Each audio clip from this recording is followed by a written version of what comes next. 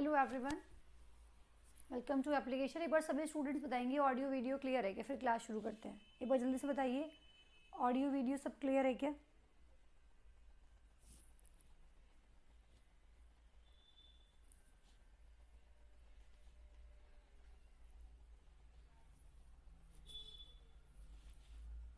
Good morning भाई, सभी को गुड मॉर्निंग। एक बार जल्दी से बता दीजिए ऑडियो वीडियो क्लियर है कि नहीं। चलिए,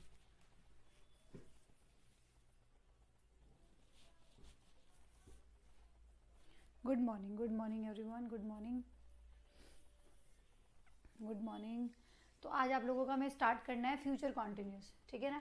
फ्यूचर कॉन्टिन्यूस स्टार्ट करेंगे आज हम, सॉरी फ्यूचर इंडेफिनिट से स्टार्ट करेंगे, पूरा फ्यूचर कंप्लीट करेंगे और आज ही कोशिश करेंगे कि आप लोगों का टेंस भी शायद खत्म हो जाए। ठीक है, मैंने बताया था ना जो इंपॉर्टेंट चीज़ें हैं टेंस को लेके, वो सब हम ऑलरेडी कर ही चुके हैं। अब जो कुछ बचा हुआ है उसको देखना है बस एक बार। चलिए, तो हमने पास्ट कंप्लीट कर लिया था गाइस, ठीक है। पास्ट कंप्लीट हो गया था, प्रेजेंट कंप्लीट हो गया था। आज हमें स्टार्ट करना है फ्यूचर टेंस से। चलिए, सभी स्टूडेंट्स फ्यूचर इंडेफिनिट के पहले स्ट्रक्चर को समझेंगे और नोट करेंगे। फ्यूचर इंडेफिनिट के स्ट्रक्चर को सभी स्टूडेंट्स समझेंगे और नोट करेंगे।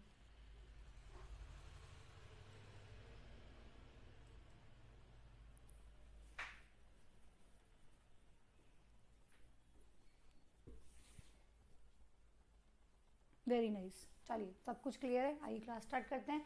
देखिए, फ्यूचर इंडेफिनिट में हम क्या करते हैं, फ्यूचर इंडेफिनिट का पहले स्ट्रक्चर समझते हैं। फ्यूचर इंडेफिनिट के स्ट्रक्चर में अफर्मेटिव सेंटेंस में जो सिंपल सेंटेंस होता है, पॉजिटिव सेंटेंस होता है, उसमें हम क्या करते हैं फ्यूचर इंडेफिनिट में विल प्लस वर्ब की फर्स्ट फॉर्म का यूज करते हैं। ठीक है, विल शेल प्लस वर्ब की फर्स्ट फॉर्म, सब्जेक्ट लगाएंगे, विल या शेल में से कोई एक चीज आएगी, कहाँ विल आएगा कहाँ शेल आएगा उसके बारे में भी आगे बात करेंगे अभी। ठीक है, कहाँ विल लगाना है कहाँ शेल लगाना है।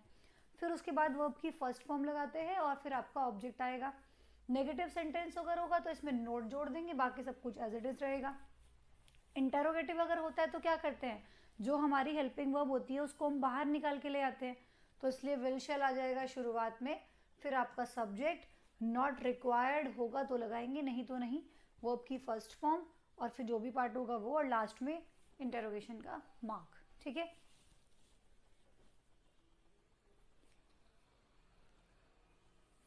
ललित पूछ रहे हैं कि मैम 7 दिसंबर को सीजीएल का मेरा एग्जाम है, एग्जाम देने जाऊं या नहीं। प्लीज रिप्लाई, क्यों नहीं जाओगे, जरूर जाना है। ठीक है, एग्जाम देने जरूर जाना है। आप लोगों को पैटर्न का पता लगेगा, समझ आएगा कि आपने अगर पूरा सिलेबस भी नहीं हुआ, तैयारी नहीं है, तब भी आपको ये पता चलेगा तैयारी है तो जाना ही जाना है ना। और अगर तैयारी नहीं भी है तो भी क्या प्रॉब्लम है जाने में, आपको पता लगेगा कि मैं किस तरह की गड़बड़ कर सकता हूँ, है ना। किस तरह एग्जाम में बैठना है, टाइम टेकिंग क्या क्या चीज़ें होती हैं, कितने टाइम में मैं कितने क्वेश्चंस कर पाया, बहुत सारी चीज़ें होती हैं। देखो, एक ऑप्शन तो ये है कि आपके पास 7 दिसंबर को आपका पेपर है, आप आराम से घर में बैठ के चाय पी रहे हो, कॉफ़ी पी रहे हो या फिर सो रहे हो। और दूसरा ऑप्शन ये है कि आप एग्जाम देने जाओ तो आपको कुछ सीखने के लिए मिलेगा। इसमें अटैम्प्ट का चक्कर तो कुछ है नहीं कि भाई 4 अटैम्प्ट देने होते हैं, 5 अटैम्प्ट ही मिलते हैं यूपीएससी की तरह, कितनी भी दे सकते हो आप, तो क्यों नहीं जाओगे, ज़रूर जाना है एग्जाम देने, कुछ ना कुछ सीखने के लिए मिलेगा। ठीक है, ठीक है भाई, चलो फिर ये आप लोगों का इंटरोगेटिव में हो जाएगा। इसको जल्दी से नोट कीजिए स्ट्रक्चर को, फिर हम दूसरा स्ट्रक्चर पढ़ते हैं। ये फ्यूचर इंडेफिनिट का स्ट्रक्चर सभी स्टूडेंट्स नोट करेंगे जल्दी से।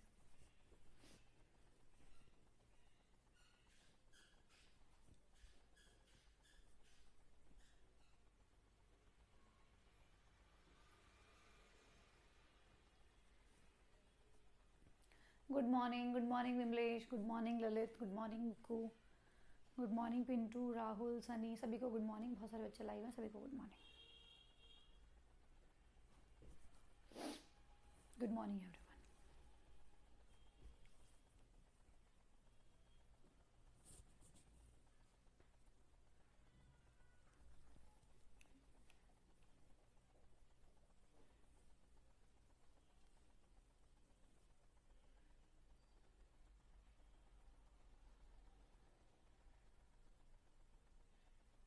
हाँ ललित, बिल्कुल जाओ, कुछ ना कुछ सीखने के लिए मिलेगा, आपको पता चलेगा कैसे एग्जाम अटेम्प्ट करना होता है ना। एक एनवायरनमेंट का पता चलेगा, बहुत सारी चीज़ें हैं जो नहीं मिलेंगी। नहीं जाके भी क्या हो जाएगा ये बताओ मुझे, फॉर एग्जाम्पल नहीं जाओगे तो ही क्या करोगे, घर ही तो बैठोगे ना, तो सोचो चले जाओ।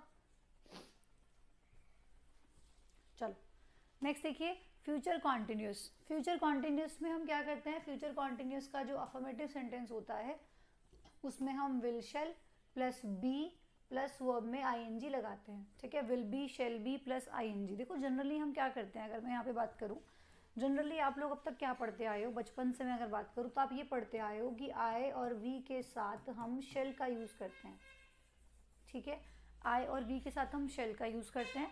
और जो अदर सब्जेक्ट्स होते हैं ही शी इट दे, इनको छोड़ के जो भी सब्जेक्ट्स होते हैं अदर सब्जेक्ट्स के साथ हम क्या करते हैं, विल का यूज़ करते हैं। ठीक है, ये एक हद तक ठीक भी है जो आप अभी तक पढ़ते आए हो, लेकिन ऐसा ज़रूरी नहीं है कि हमेशा ही ऐसा होता है। ऐसा ज़रूरी नहीं है कि आई और वी के साथ हमेशा शेल ही लगता है। बहुत सारी चीज़ें हैं जहाँ पे आप उल्टा करोगे, आई और वी के साथ तो विल लगाओगे और बाकी सब्जेक्ट्स के साथ आप शेल लगाते हुए नजर आओगे, बिल्कुल इसका क्रॉस कर दोगे, उल्टा कर दोगे। तो ऐसी बहुत सी चीज़ें हैं, उसके बारे में हम पढ़ेंगे। नॉर्मल बेसिस पे अगर हम बात करें तो ये आप पढ़ते आए हो, ठीक भी है, लेकिन बहुत सी ऐसी जगह मिलेंगी जहाँ पे आप इनको उल्टा करते हुए नजर आओगे, ठीक है ना, क्लियर है। तो उसके बारे में हम देखेंगे अभी, पहले सभी स्टूडेंट्स यहाँ पर देखिएगा।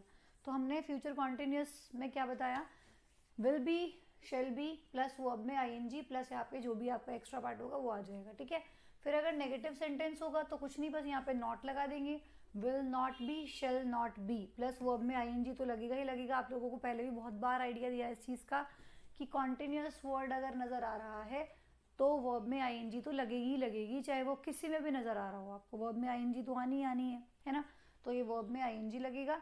फिर अगर वहीं पर आपका इंटेरोगेटिव होगा तो हेल्पिंग वर्ब विल या शेल जो भी होगा उसको बाहर निकाल के ले आएंगे, फिर सब्जेक्ट लगाएंगे, नॉट ज़रूरी होगा तो लगाएंगे, नहीं तो नहीं उस सेंटेंस के हिसाब से।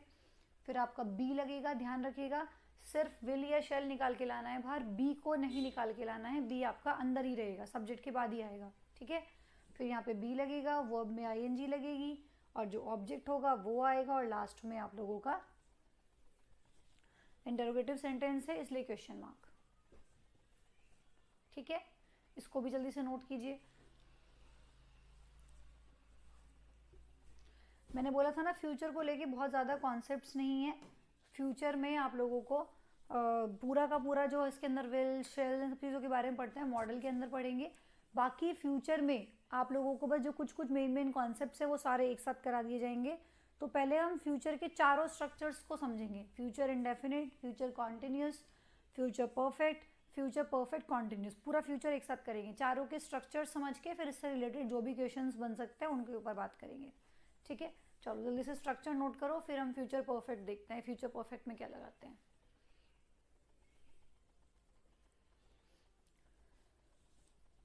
Good morning Arvind, good morning Rameshwar, good morning Rajkamal, good morning सभी को, गुड मॉर्निंग।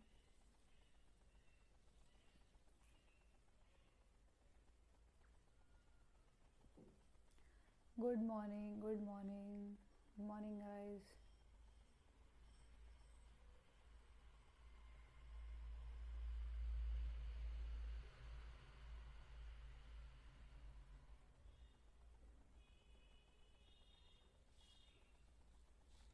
लिख लिया सबने?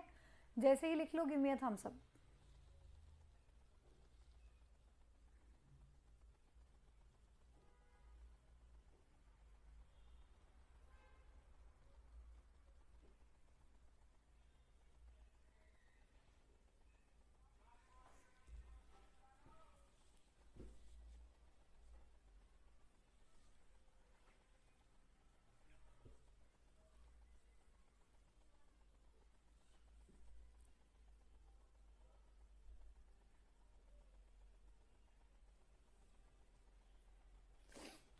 ठीक है भाई, क्लियर है सबको इतनी बात?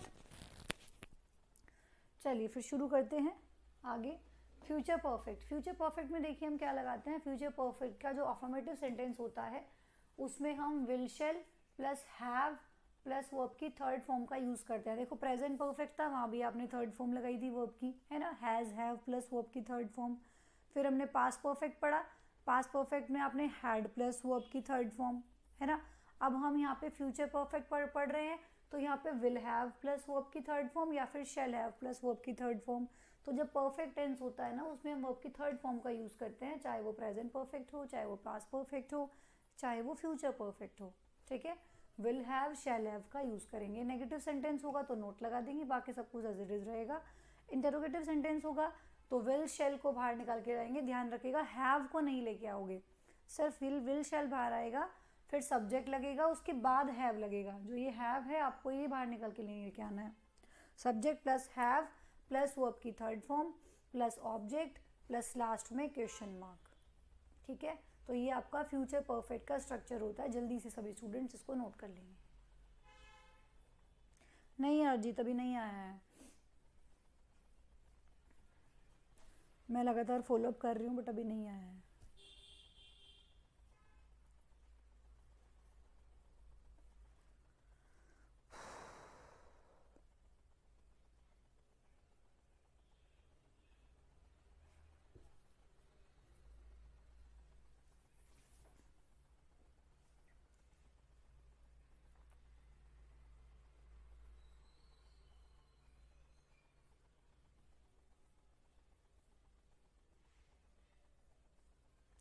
जल्दी से कॉपी कीजिए इसको, जैसे ही नोट कर लें give me a thumbs up.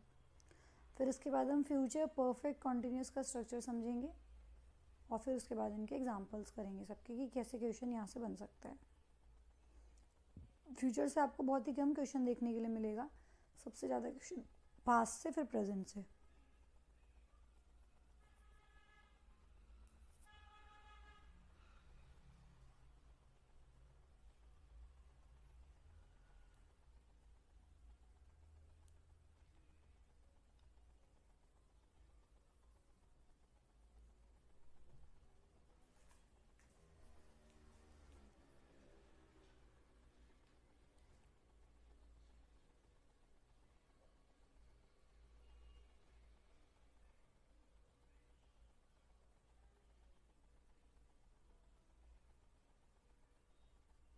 चलो हो गया, लिख लिया। नेक्स्ट देखिएगा, future perfect continuous tense. Future perfect continuous में हम क्या करते हैं, जो हमारा अफर्मेटिव सेंटेंस होता है उसमें हम will shall plus have been, will have been, shall have been, ठीक है। विल हैव बीन कहाँ यूज़ करेंगे, शैल हैव बीन कहाँ यूज़ करेंगे, वो भी आगे बात करेंगे, ठीक है। नॉर्मल बेसिस पे अगर बात करेंगे तो आई और वी के साथ शैल हैव बीन, ठीक है, और अदर सब्जेक्ट्स के साथ विल हैव बीन, ठीक है। कहाँ पे उल्टा करना है वो मैं बताऊंगी अभी। तो will have been, shall have been plus verb में आईएनजी प्लस ऑब्जेक्ट। तो इसमें देखिए मैंने बताया था ना कि देखो परफेक्ट कॉन्टिन्यूस है, तो कुछ हिस्सा परफेक्ट का उठा लिया, कुछ हिस्सा कॉन्टिन्यूस का उठा लिया, ठीक है। तो देखो यहाँ पे ये विल हैव बीन, ठीक है, विल हैव बीन आ गया परफेक्ट वाले पार्ट से, और इधर आपका ये वर्ब में आईएनजी आ गया कॉन्टिन्यूस की वजह से, ठीक है। अभी आपने क्या किया, विल हैव प्लस वर्ब की थर्ड फॉर्म का यूज़ किया ना फ्यूचर परफेक्ट में। देखो विल हैव प्लस वर्ब की थर्ड फॉर्म, तो देखो यहाँ से मैंने परफेक्ट उठा लिया, विल हैव प्लस वर्ब की थर्ड फॉर्म, बीन भी तो वर्ब की थर्ड फॉर्म ही है, तो ये पूरा परफेक्ट का हिस्सा आ गया, और कॉन्टिन्यूस से हमने आईएनजी उठा लिया, दोनों को मिला दिया तो बन गया परफेक्ट कॉन्टिन्यूस, ठीक है। तो will have been plus verb में ING, shall have been plus verb में आईएनजी, इस तरीके से यहाँ पे यूज़ किया जाएगा। नेगेटिव सेंटेंस होगा तो नॉट लगा देंगे, विल और शेल के बाद नॉट लगेगा, will not have been, shall not have been, ठीक है, इस तरीके से। प्लस वर्ब में आईएनजी प्लस लास्ट में आपका जो भी होगा वो आ जाएगा। फिर इंटरोगेटिव सेंटेंस होगा, फिर से मैंने आप लोगों को कई बार बताया कि सिर्फ और सिर्फ विल शेल को बाहर निकाल के लाओगे, हैव को भी नहीं लेकर आना है, बीन को भी नहीं बाहर नहीं लेकर आना है, ठीक है। तो हैव बीन दोनों अंदर रहेंगे, सब्जेक्ट के बाद विल और शेल जो है वो आप लोगों का बाहर निकल के आ जाएगा आगे जब हम इंटरोगेटिव सेंटेंस बनाएंगे तब। तो will shall plus subject plus have been plus verb में आईएनजी प्लस ऑब्जेक्ट और लास्ट में क्वेश्चन मार्क, ठीक है, लास्ट में क्वेश्चन मार्क। और इसमें जनरली जैसे परफेक्ट कॉन्टिन्यूस है ना, परफेक्ट कॉन्टिन्यूस में हम टाइम का यूज़ करते हैं, टाइम लगाते हैं ना, तो इसमें जनरली सिंस या फॉर ना यूज़ होके हम जनरली फॉर फ्रॉम का यूज़ करते हैं, ठीक है। तो ऑब्जेक्ट के बाद यहाँ पे फ्रॉम प्लस टाइम भी लिख लीजिएगा, फ्रॉम प्लस टाइम, ठीक है। तो यहाँ भी object plus from plus time, generally इसमें फ्रॉम का यूज़ करते हुए हम नज़र आते हैं, फ्रॉम प्लस टाइम। तो यहाँ पे object plus from plus time,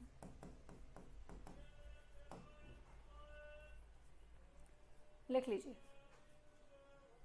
अब हम इनसे रिलेटेड, फ्यूचर से रिलेटेड जो भी क्वेश्चन आपके एग्जाम में बन सकता है वो सारी चीज़ें कवर करेंगे, ठीक है।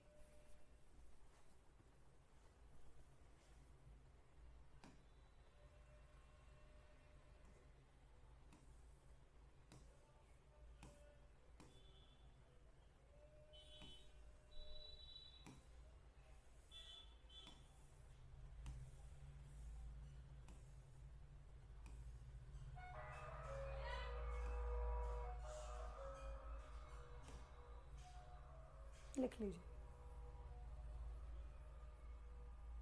विमलेश पूछ रहे हैं मैम WH वर्ड, हाँ कोई बात नहीं, अगर WH फैमिली वर्ड से शुरुआत है तो वो तो आपको पता ही है ना क्या करना है, फिर ये लिख लीजिए। WH वर्ड से अगर शुरुआत है भाई, अगर क्वेश्चन शुरू है व्हेन, विच, व्हाई, हु, है ना, इन सब से शुरुआत है तो पहले WH वर्ड लग जाएगा, फिर बाकी जो लिखा हुआ है ना एज इट इज़ आ जाएगा, फिर आप ये विल शेल लगाएंगे यहाँ पे, फिर ये हेल्पिंग वर्ब आएगी विल शेल। कुछ नहीं, अगर हमें WH वर्ड लगाना होता है तो जितना ये लिखा हुआ है ना एज इट इज़ वही, इससे पहले WH वर्ड और आ जाएगा बस वो, ठीक है।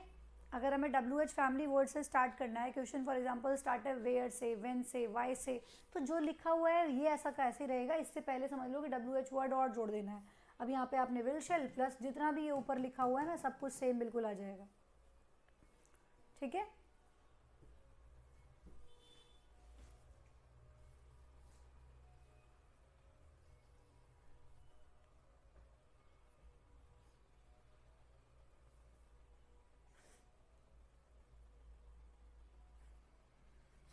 ठीक है भाई, बात समझ आई। नेक्स्ट देखो, अब हमने नोट कर लिया सबने, अगर सभी ने नोट कर लिया तो give me a thumbs up जल्दी से भाई। सही बच्चे एक थम्स अप सेंड करेंगे फिर हम आगे बढ़ते हैं।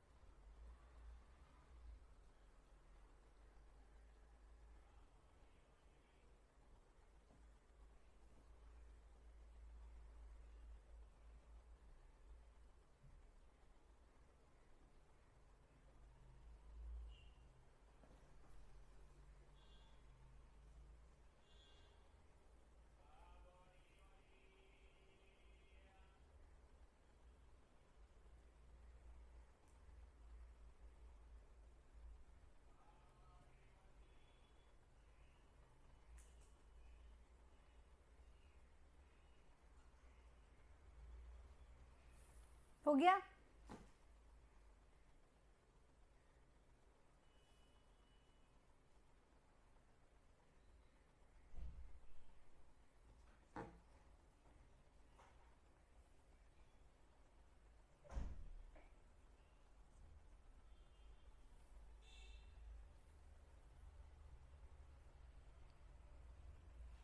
चलिए अब हम एग्जाम्पल समझते हैं कि इस वाले पूरे के पूरे फ्यूचर टेंस से क्या क्या एग्जाम्पल्स, किस किस तरह के क्वेश्चंस आपके बन सकते हैं। देखो अभी तक जो पीछे हमने आपको पढ़ाया, मैंने आप लोगों को बताया कि अब तक आप क्या पढ़ते आए हो, जिसने अभी कॉन्सेप्ट्स के बारे में जो नहीं जानता, हम बचपन में ये पढ़ते आए हैं कि आई और वी के साथ हम शेल का यूज़ करते हैं और जो अदर सब्जेक्ट्स होते हैं इनको छोड़ के उनके साथ हम विल लगाते हैं, ठीक है ना। अभी तक आप ये पढ़ते आए हो, लेकिन ऐसा ज़रूरी नहीं है कि हमेशा ही ऐसा करना हो। नॉर्मल बेसिस पे ठीक है हम यही करते हैं, लेकिन जब बात हमारी दृढ़ निश्चय पे आती है, जब बात हमारी प्रॉमिस पे आती है, हमने किसी को लेके वादा कर दिया, हमने किसी चीज़ को लेके दृढ़ निश्चय बना लिया कि ये काम हमें करना ही करना है ना, संकल्प ले लिया हमने, या हमने प्रॉमिस कर दिया, या हमने किसी को सलाह दी, या हमने किसी को धमकी दी, तो इन सब चीज़ों के बारे में जब बात की जाती है ना तो हम उस केस में हमें उल्टा करना होता है। उस केस में हम उल्टा करते हैं, उस केस में हम आई और वी के साथ तो लगाएंगे विल, ठीक है, और बाकी जो सब्जेक्ट्स होंगे उनके साथ शेल उल्टा कर देंगे। तो कुल मिला के बात क्या है, जब हमारे पास बात होती है DTPA की, DTPA, ठीक है, जब हमारे पास बात होती है DTPA, अब ये DTPA क्या है, D4 है यहाँ पर डिटर्मिनेशन, D4 है यहाँ पे डिटर्मिनेशन, T4 है यहाँ पे थ्रेट, P फॉर प्रॉमिस और A फॉर एडवाइस। तो बात अगर इन सब पे आती है ना, डिटर्मिनेशन पे आ जाए, थ्रेट पे आ जाए, एडवाइस पे आ जाए, है ना, प्रॉमिस पे आ जाए, तो इसीलिए उसमें हम क्या करते हैं, उस केस में हम क्या करते हैं, उल्टा कर देते हैं। आई हाँ पिंटू बिल्कुल सही, ठीक है, तो उस केस में हम क्या करते हैं, उल्टा कर देते हैं। आई और वी के साथ तो लगाएंगे विल और बाकियों के साथ लगाएंगे शेल। अब यहाँ पे इसको याद रखने का छोटी सी ट्रिक भी है, तरीका भी है।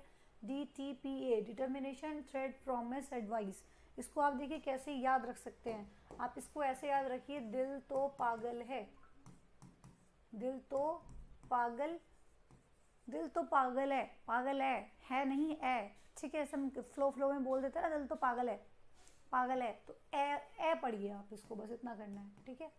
तो ये देखिए दिल तो पागल है, DTPA, इसकी शॉर्ट फॉर्म हो गई है। तो इस तरीके से आप यहाँ पे इसको याद भी रख सकते हैं, दिल तो पागल है, ठीक है। अगर याद नहीं आ रहा तो उसको ऐसे भी याद रख सकते हैं, दिल तो पागल है, ठीक है।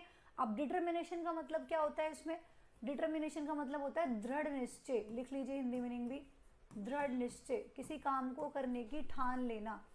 थ्रेट क्या होता है, थ्रेट होती है धमकी, जब आप किसी को धमकी देते हैं। प्रॉमिस आप जानते ही हैं, वादा, और एडवाइस क्या होती है, सलाह,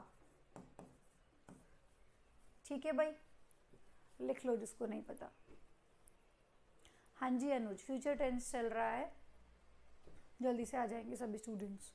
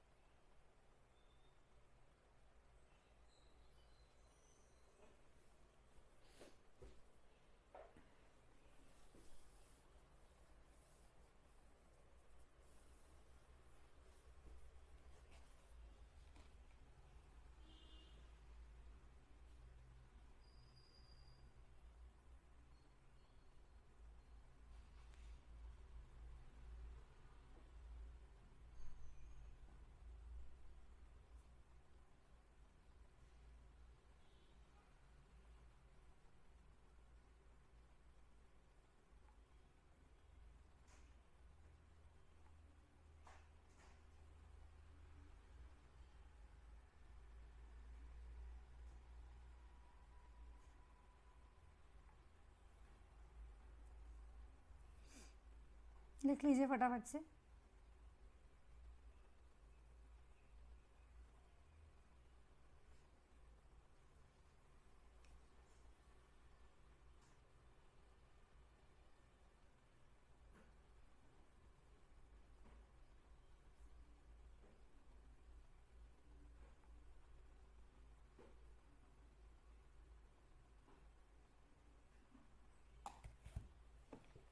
लिख लिया,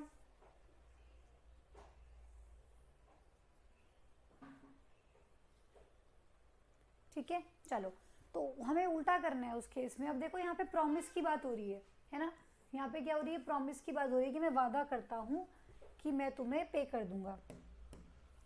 तो जब प्रॉमिस की बात है तो आपने इस केस में क्या किया, आई के साथ विल लगाया, तो बिल्कुल ठीक लिखा हुआ है। अब ये नोट डाल के जो मैं बात आपको बोली है ना, इसको नोट डाल के आप लिख लीजिए, ठीक है। इस बात को नोट डाल के लिख लीजिए, जो चीज़ आप लोगों को बताई है, ठीक है। जहाँ पे आपने ये लिखा है ना DTPA, determination, threat, promise, advice, उसी के नीचे नोट डाल के लिख लीजिए क्या करना है आप लोगों को। In DTPA sentences, in DTPA sentences, जो हमारे DTPA सेंटेंसेस होंगे, मतलब जिसमें डिटर्मिनेशन, थ्रेट, प्रॉमिस, एडवाइस, इन सब की बात की जाएगी। In DTPA sentences we use will, हम विल का यूज करते हैं। We use will with I and we, I और वी के साथ आप किसका यूज करेंगे, विल का यूज करेंगे। ठीक है, इसको अंडरलाइन करेंगे, ऐसे लिख लेंगे ताकि हाईलाइट हो जाए, इसको भी अंडरलाइन कर लेंगे। ठीक है, in DTPA sentences we use will with I and we and shall with other subjects, और शेल लगाएंगे दूसरे सब्जेक्ट्स के साथ, शेल विद अदर सब्जेक्ट्स। ये पॉइंट ऐड कर लीजिएगा, शेल को अंडरलाइन कर लेंगे, अदर सब्जेक्ट्स को भी अंडरलाइन कर लेंगे। ठीक है, चलो, तो डीटीपीए की जब बात होगी ना, डिटर्मिनेशन की, थ्रेट की, प्रॉमिस की, एडवाइस की, तो उल्टा कर दो, उल्टा कर देना है। आई और वी के साथ तो लगाओ विल, और बाकी जो सब्जेक्ट्स हैं उनके साथ लगाएंगे उस केस में हम शेल। ठीक है, क्लियर है बात सबको? इस नोट को जल्दी से कर लो, लिख लो फटाफट से ये।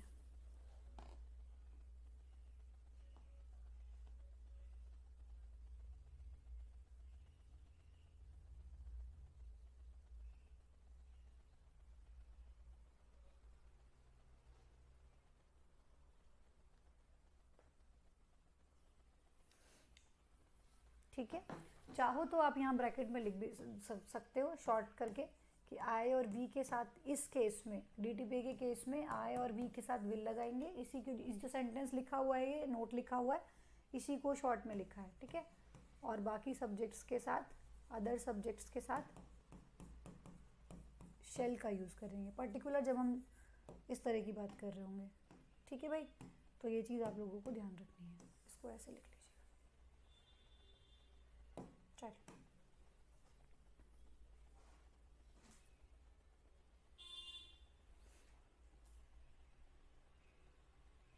हाँ पिंटू कराएंगे वो भी, अभी थोड़ा सा टाइम चाहिए चीज़ों को ऑर्गेनाइज करने में। ठीक है, ऑलरेडी बहुत कुछ चीज़ों में चेंजेस आए हैं अभी अभी रिसेंटली, आपने देखा। तो let's organise the things first, उसके बाद हम सब चीज़ें धीरे धीरे करके स्टार्ट करेंगे। ठीक है, अभी आपने देखा आपके पास यूट्यूब चैनल मिला है आपको, इंग्लिश विद रशिका गुप्ता, उस पर क्लासेस हो रही हैं रोज़ 9:30 बजे रात को, है ना। सभी स्टूडेंट्स को वहाँ पे क्लासेस भी अटेंड करने आना है। बहुत इंपॉर्टेंट कॉन्सेप्ट्स, बहुत इंपॉर्टेंट चीज़ें वहाँ पे पढ़ रहे हैं हम। धीरे धीरे सेट करने में टाइम लगेगा, फिर हम टेलीग्राम पे क्विज भी चलवाएंगे। ठीक है, चलो लिख लिया, तो ये था यहाँ पे। अब आ जाओ वापस अपनी चीज़ों पे। तो ऊपर वाले सेंटेंस में यहाँ पे प्रॉमिस की बात थी, इसलिए मैंने आई के साथ विल का यूज़ किया। अब देखो दूसरे वाले सेंटेंस में धमकी है, मैं तुम्हें मार दूंगा, है ना, मैं तुम्हें मार दूंगा। तो आपने यहाँ पे क्या दी है, धमकी दी है। तो जब आप धमकी दे रहे हैं तो उस केस में आपने आई के साथ क्या करना है, विल का यूज़ करना है। इसलिए ये सेंटेंस भी एकदम सही लिखा है, क्योंकि ये क्या है, यहाँ पे धमकी है। ठीक है ना, यहाँ पे क्या है, धमकी है। अब थर्ड वाला सेंटेंस देखिए, आई शैल गो टू द मार्केट। बताइए सेंटेंस सही है या गलत है? आई शैल गो टू द मार्केट, बताओ, बताइए भाई जल्दी से। अब ये तो एक नॉर्मल बात है, मैंने कहा ना अगर हम नॉर्मली बात कर रहे हैं सिंपल, तो हम जो आप पढ़ते आए हो आज तक कि आई और वी के साथ शेल लगाते हैं और बाकी सब्जेक्ट्स के साथ विल लगाते हैं। ये उल्टा करना कब है, ये जो ऊपर आपने आई के साथ विल लगाया, यहाँ भी विल लगाया, क्यों किया? क्योंकि ऊपर वाले में प्रॉमिस था, नीचे वाले में थ्रेट था। लेकिन जब आप नॉर्मल बात कर रहे हैं ऐसे कि आई शैल गो टू द मार्केट में, मैं बाजार जाऊँगा, है ना, तो उस केस में तो फिर आपने यहाँ पे आई के साथ शेल जो यूज़ किया है बिल्कुल सही यूज़ किया है। तो ऐसा नहीं है कि आई के साथ शेल ही आता है, ना ही ऐसा है कि आई के साथ विल ही आता है। अगर हम नॉर्मल बेस पे बात कर रहे हैं तो उस केस में आई और वी के साथ हम शेल ही लगाते हैं। और अगर हम वहाँ पे determination, threat, promise, advice, suggestion भी होता है इनफैक्ट, तो उसके साथ हम यहाँ पे विल का यूज़ करते हैं। ठीक है, आपको कंडीशंस ध्यान रखनी है बस। हाँ जी अनुज, रात को 9:30 बजे क्लास होती है daily 9:30 PM, YouTube channel English with Rashika Gupta. जिन भी स्टूडेंट्स ने सब्सक्राइब नहीं किया है जल्दी से सब्सक्राइब कर लेंगे, 9:30 PM।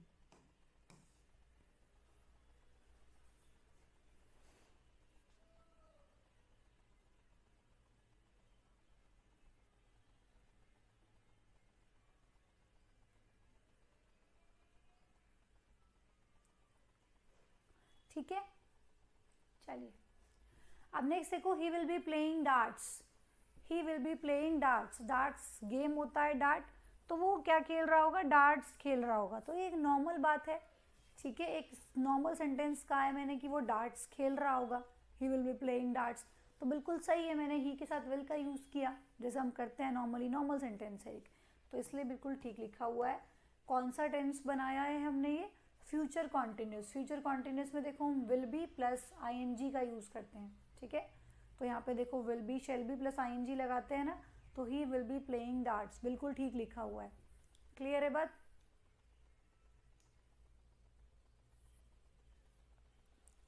ठीक है भाई,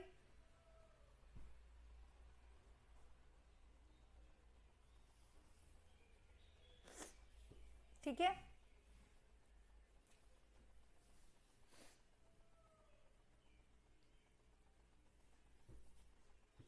चलो नेक्स्ट देखो example, fifth example, will I B playing darts with him, will I B playing darts with him. एक बात हमेशा गार्ड बना के रख लीजिए जो बहुत ही ज़्यादा इम्पॉर्टेंट है, बहुत ही ज़्यादा इम्पॉर्टेंट है, बहुत ही ज़्यादा, ठीक है, चाहे नॉर्मल सेंटेंस हो, चाहे फिर वो डिटर्मिनेशन, थ्रेट, प्रॉमिस, एडवाइस में से ही क्यों ना हो, मैं जो बोलूँगी ध्यान से सुनना मेरी बात को, ठीक है, चाहे नॉर्मल सेंटेंस हो, चाहे फिर वो डिटर्मिनेशन, थ्रेट, प्रॉमिस, एडवाइस में से ही क्यों ना हो, लेकिन अगर सेंटेंस इंटेरोगेटिव है, अगर सेंटेंस इंटेरोगेटिव है, लास्ट में क्वेश्चन मार्क लगा हुआ है, तो उस केस में आपको कुछ भी नहीं देखना है, ना कुछ सोचना है कि प्रॉमिस है कि एडवाइस है या डिटर्मिनेशन है या नॉर्मल सेंटेंस है, कुछ भी क्यों ना हो, आप अगर सेंटेंस इंटेरोगेटिव है तो उस केस में हम आई और वी के साथ शेल का ही यूज़ करेंगे, ठीक है, तो इसी चीज़ को यहाँ पे नोट डाल के लिख लीजिएगा, in interrogative sentence, in interrogative sentences we use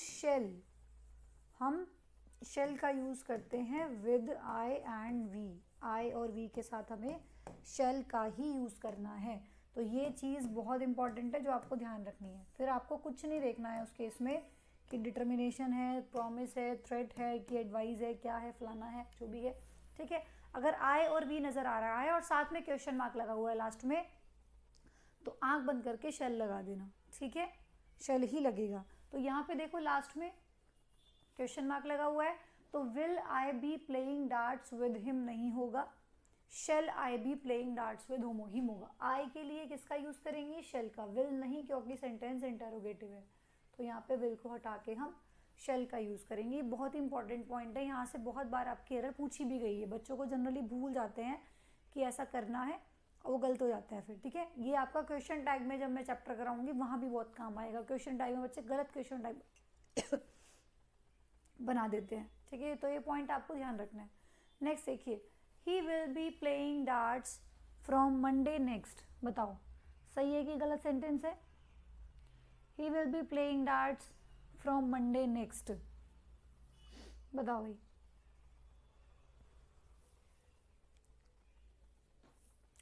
देखो आपके पास यहाँ पे दो सेंटेंसेस हैं, एक तो पीछे वाला आपने इसमें बोला ही विल बी प्लेइंग डार्ट्स, दो नॉर्मल बोला ही विल बी प्लेइंग डार्ट्स की वो डार्ट्स खेल रहा होगा, ठीक है, वो डार्ट्स खेल रहा होगा। आपको बताया था ना कि कॉन्टिन्यूस में और परफेक्ट कॉन्टिन्यूस में क्या डिफरेंस होता है, कॉन्टिन्यूस और परफेक्ट कॉन्टिन्यूस में डिफरेंस ही यही होता है कि उसमें टाइम नहीं होता, उसमें टाइम होता है। फॉर एग्जाम्पल एक बात तो मैंने ये कह दी कि मैं पढ़ा रही हूँ, तो इसकी इंग्लिश क्या होगी, आई एम टीचिंग, मैंने कॉन्टिन्यूस टेंस बना दिया, सिंपल प्रेजेंट कॉन्टिन्यूस। और एक बात मैंने ये बोल दी कि मैं 11 बजे से पढ़ा रही हूँ, ठीक है, तो अब मैं आई एम टीचिंग नहीं बोल सकती क्योंकि मैंने टाइम ऐड कर दिया। अब मैं क्या बोलूँगी, I have been teaching since 11 o'clock, I have been teaching since 11 o'clock, है ना। तो जब हम टाइम ऐड कर देते हैं तो उस केस में हम परफेक्ट कॉन्टिन्यूस बनाते हैं। तो जब आप नॉर्मल वे में बोल रहे थे तो आपने यहाँ पे फ्यूचर कॉन्टिन्यूस बनाया, लेकिन अब आप यहाँ पे देखेंगे, अब आप कह रहे हैं कि ही will be playing darts from Monday next. मैंने बताया था जनरली फ्रॉम का यूज़ कर लेते हैं फ्यूचर में, है ना। तो फ्रॉम मंडे नेक्स्ट, वो मंडे नेक्स्ट क्या खेल रहा होगा, डार्ट्स खेल रहा होगा, ठीक है, वो अगले मंडे क्या खेल रहा होगा, डार्ट्स खेल रहा होगा।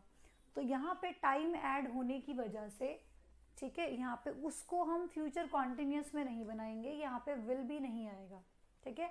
और फ्यूचर कॉन्टिन्यूस में हम क्या यूज़ करते हैं, will have been, shall have been का यूज़ करते हैं। नॉर्मल सेंटेंस है इसीलिए हम ही के साथ विल हैव बीन लगाएंगे, विल हैव बीन।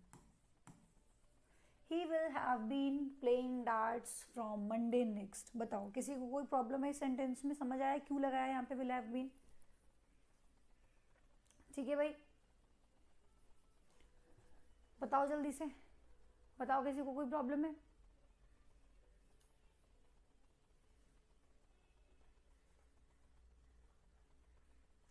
ठीक है, 7th वाला बताओ। He will have read 4 novels by the end of this vacation। बताओ, कह रहा है कि वो इस वेकेशन के अंत तक, by the end of this vacation, इस वेकेशन के अंत तक ही विल हैव रीड 4 नॉवेल्स, वो 4 नॉवेल्स पढ़ चुका होगा, काम पूरा हो चुका होगा तब तक, है ना। कह रहे हैं कि इस वेकेशन के अंत तक वो 4 नॉवेल्स पढ़ चुका होगा। तो परफेक्ट टेंस हम लगाते ही तब जब एक्शन कंप्लीट दिखाना हो, चाहे वो प्रेजेंट परफेक्ट हो, चाहे वो पास्ट परफेक्ट हो, चाहे वो फ्यूचर परफेक्ट हो। तो इस वेकेशन के अंत तक वो क्या कर लेगा, 4 नॉवेल्स पढ़ चुका होगा। तो सेंटेंस बिल्कुल ठीक लिखा हुआ है, कोई भी गलती इसमें नहीं है। ठीक है, एक्शन कंप्लीट दिखाना है तब तक वो इस काम को कर चुका होगा। ठीक है भाई, नेक्स्ट देखो, नेक्स्ट बताओ। Will we have been playing cards since 2 PM। बताओ क्या हम 2 बजे कार्ड्स खेल रहे होंगे?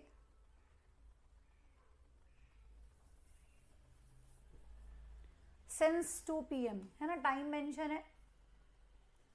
तो जब टाइम मेंशन है तो यहाँ पे आपने we have been plus playing का यूज़ किया, चलो बिल्कुल ठीक बात है, यहाँ तक तो सही है मामला। लेकिन अभी अभी आपको क्या बताया, अभी अभी आपको ये बताया कि आई और वी के साथ हम शेल का यूज़ करते हैं जब सेंटेंस कैसा होता है, इंटेरोगेटिव होता है। तो उस केस में हम आई और वी के साथ क्या लगाते हैं, शेल लगाते हैं। तो इसीलिए यहाँ पे आपको विल को हटा के क्या लगाना होगा, शेल लगाना होगा, क्योंकि यहाँ पे वी लिखा हुआ है, शेल वी। ठीक है, शेल वी। क्लियर है बात? वेकेशन मतलब छुट्टियां, वेकेशन मतलब छुट्टियां, कि इस छुट्टियों के अंत तक।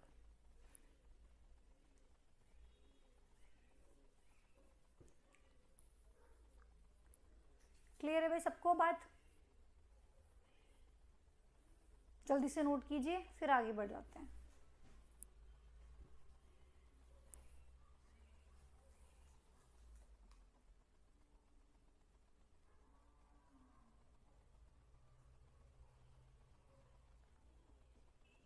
तो ये कुछ पॉइंट्स थे जो आपको याद रखने थे, किसमें,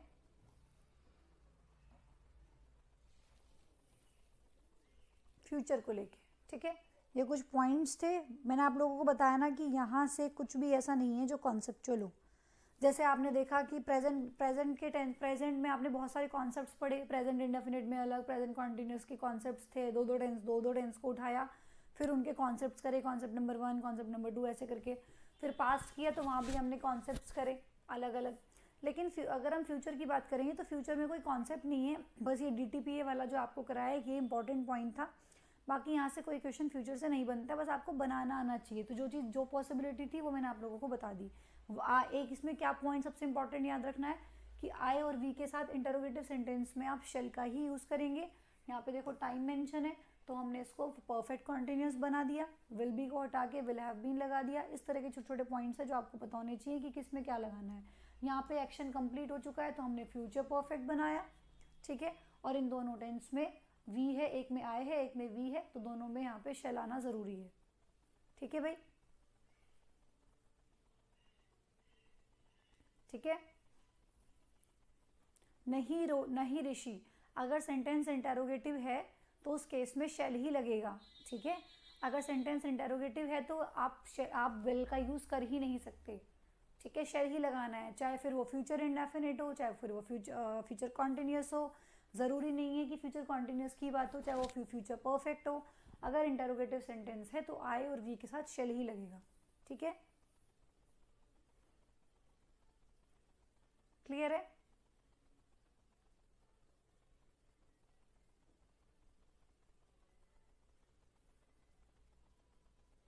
ठीक है, स्पोकन क्लासेस भी आप लोगों की जल्दी शुरू हो जाएंगी, जल्दी शुरू होंगी, ठीक है। चलिए क्लियर है सबको। चलिए नेक्स्ट देखिए, और कुछ तरीके होते हैं फ्यूचर एक्शन को रिप्रेजेंट करने के, other ways to represent future action. Future action को हम और किस तरीके से रिप्रेजेंट कर सकते हैं वो भी यहाँ पे देखेंगे। देखो अभी ये तो आप बोलते ही हो, विल शेल का यूज़ तो आप फ्यूचर के लिए करते ही हो कि मैं वहाँ जाऊँगा, आई विल गो देयर, है ना, मैं वहाँ खेल रहा हूँ, I will be playing there, इस तरह के सेंटेंसेस तो आप यूज़ करते ही हैं। विल का, शेल का तो यूज़ करते ही हैं। फ्यूचर इंडेफिनिट में विल, है ना, फ्यूचर कॉन्टिन्यूस में विल बी, फ्यूचर परफेक्ट में विल हैव बीन, और आपका विल सॉरी फ्यूचर परफेक्ट में विल हैव प्लस वर्ब की थर्ड फॉर्म, और फ्यूचर परफेक्ट कॉन्टिन्यूस में will have been plus verb में आईएनजी। तो ये विल शेल तो आप यूज़ करते ही हैं फ्यूचर टेंस में। और भी तरीके होते हैं फ्यूचर टेंस को रिप्रेजेंट करने के। आप याद करो कि मैंने आप लोगों को प्रेजेंट में भी बताया था कि नियर फ्यूचर को दिखाने के लिए भी हम कई बार दूसरे टेंस का यूज़ कर लेते हैं। बताया था ना कि जब हमें पास का फ्यूचर दिखाना हो, ठीक, फ्यूचर दूर ना हो पास हो, तो उसमें हम प्रेजेंट टेंस का भी कई बार यूज़ कर लेते हैं। प्रेजेंट में लिखवाया था कॉन्सेप्ट, याद करो। तो ये कह रहा है कि फ्यूचर एक्शन को दिखाने के और भी तरीके होते हैं, ज़रूरी नहीं है कि हम उसमें विल शेल की मदद से ही हम फ्यूचर को दिखा सकते हैं, ऐसा कोई ज़रूरी नहीं। इससे तो दिखा ही सकते हैं, लेकिन इसके अलावा और भी तरीके हैं जहाँ पे हम फ्यूचर कॉन्टिन्यूस को दिखा सकते हैं। तो देखो प्रेजेंट कॉन्टिन्यूस जो आपका टेंस होता है ना, ध्यान से सुनिएगा मेरी बात को, नहीं तो फिर समझ नहीं आएगा, ध्यान से सुनिएगा, ठीक है। प्रेजेंट कॉन्टिन्यूस जो आपका टेंस होता है उसमें हम क्या करते हैं, प्रेजेंट कॉन्टिन्यूस में हम is am are plus verb में आईएनजी लगाते हैं, ठीक है। प्रेजेंट कॉन्टिन्यूस का जो टेंस होता है उसमें हम is am are plus verb में आईएनजी लगाते हैं, किसमें, प्रेजेंट कॉन्टिन्यूस में। यही करते हो आप, करते हो कि नहीं करते हो। जैसे मैंने बोला मैं पढ़ा रही हूँ, आई एम टीचिंग, आप पढ़ रहे हैं, यू आर स्टडिंग, वह पढ़ रही है, शी इज स्टडिंग, है ना, यही लगाते हो आप।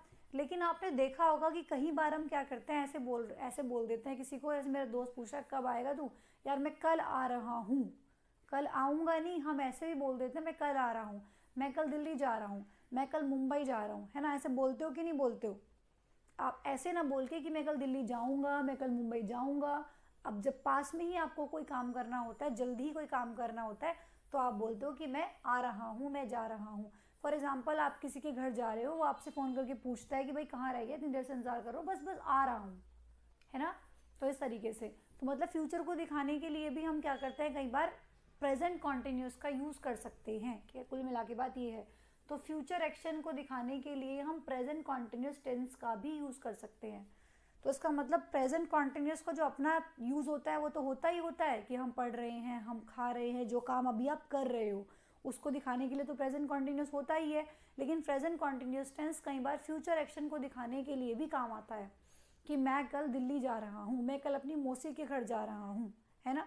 इस तरीके के सेंटेंसेस, जैसे आपने यहाँ पे बोला दे आर गोइंग टुमारो, वे कल जा रहे हैं, they are going tomorrow. Tomorrow से मुझे क्या पता लग रहा है, कल जा रहे हैं। तो ऐसे तो मुझे बोलना चाहिए था कि दे विल, लेकिन मैं दे आर गोइंग भी कह सकती हूँ, क्योंकि हम ऐसे बोलते भी हैं। और प्रेजेंट कॉन्टिन्यूस जो टेंस होता है वो फ्यूचर एक्शन को दिखा सकता है। तो अदर दूसरे तरीके हैं फ्यूचर को दिखाने के। तो अगर आपको कोई ऐसा लिखा मिलता है तो ये मत सोचिएगा कि यहाँ पे तो टुमारो लिखा हुआ है, मैं ये समझाना चाह रही हूँ कि ये मत सोचिएगा कि यहाँ पे टुमारो लिखा है तो यहाँ पे आर गोइंग कैसे आ गया। पॉसिबिलिटी है, इसीलिए समझाया जा रहा है कि और क्या क्या तरीके हैं फ्यूचर एक्शन को दिखाने के। तो इसका मतलब ये सेंटेंस बिल्कुल सही लिखा हुआ है, उसमें कोई गलती नहीं है, ठीक है भाई। फिर देखिए दे आर मैरिंग सून, वो जल्दी शादी कर रहे हैं, है ना। बोलते हैं ना ऐसे हम कि बस एंगेज है, जल्दी शादी कर रहे हैं, तो दे आर मैरिंग सून। तो ये भी हम सेंटेंस को बिल्कुल सही बोलेंगे, कोई भी गड़बड़ इसमें नहीं है। दिखाना मुझे फ्यूचर का एक्शन है, शादी अभी हुई तो नहीं है ना, अभी कर तो नहीं रहे हैं ना, आने वाले टाइम में शादी करेंगे, बट फिर भी हम बोलते हैं कि हाँ सब कुछ तैयारी हो चुकी है, बस जल्दी शादी कर रहे हैं वो लोग, है ना, प्लान कर चुके हैं।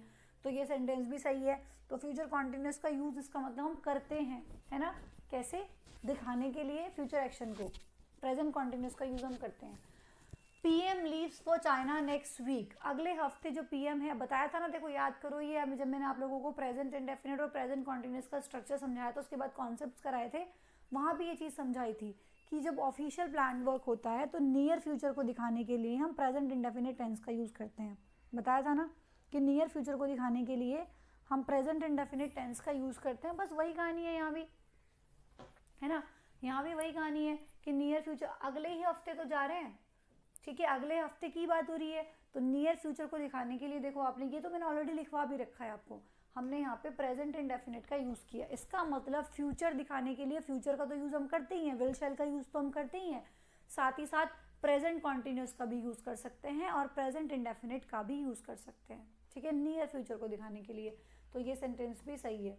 जिसे देखो बहुत अच्छा एग्जाम्पल देती हूँ आप लोगों को। एक आप लोगों के पास जब शादी का कार्ड आता है, ठीक है, किसी की शादी का भी जब आपके पास कार्ड आता है तो आप वहाँ पे देखते हो, वहाँ पे इस तरीके से कुछ लिखा होता है। फॉर एग्जाम्पल यहाँ पे अरुण है, अरुण, बीच में क्या लिखा होता है बताओ, नीचे कुछ भी लिखा है, फॉर एग्जाम्पल श्रुति लिखा है ना, तो यहाँ पे लिखा होता है वेड्स, ठीक है, अरुण वेड्स श्रुति।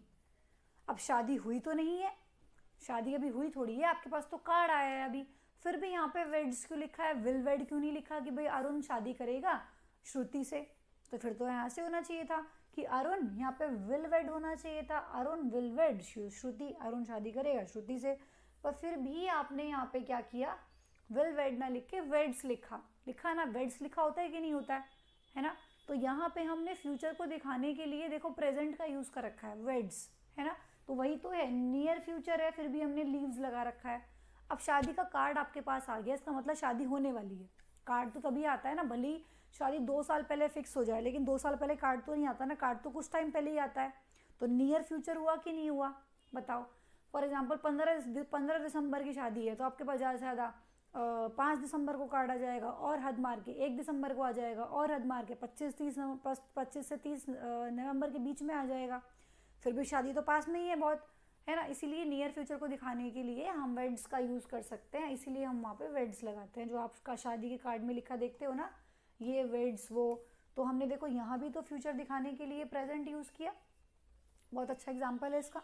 तो सेम चीज़ यहाँ पे ये है, ठीक है, क्लियर है भाई। अब नेक्स्ट देखिए, chief minister takes oath next week. Oath का मतलब होता है शपथ, ठीक है, ओथ का मतलब क्या होता है, शपथ, शपथ लेते हैं ना, शपथ ली जाती है।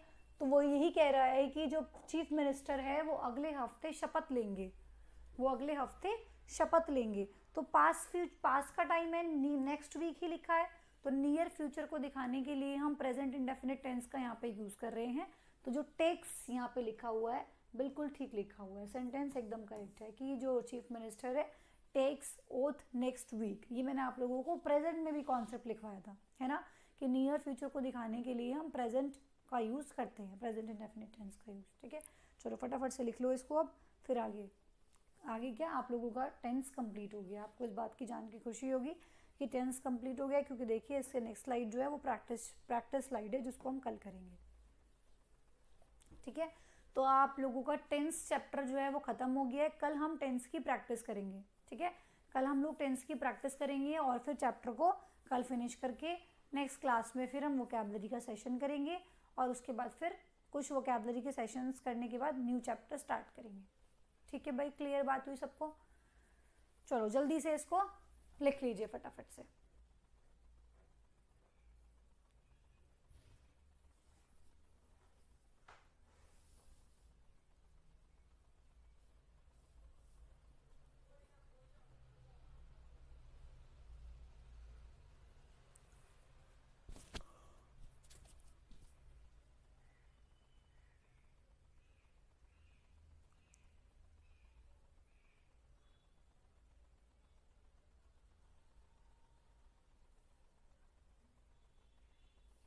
लिख लिया सबने, तो चलो फिर नेक्स्ट क्लास में मिलते हैं। Take care of yourselves, bye bye.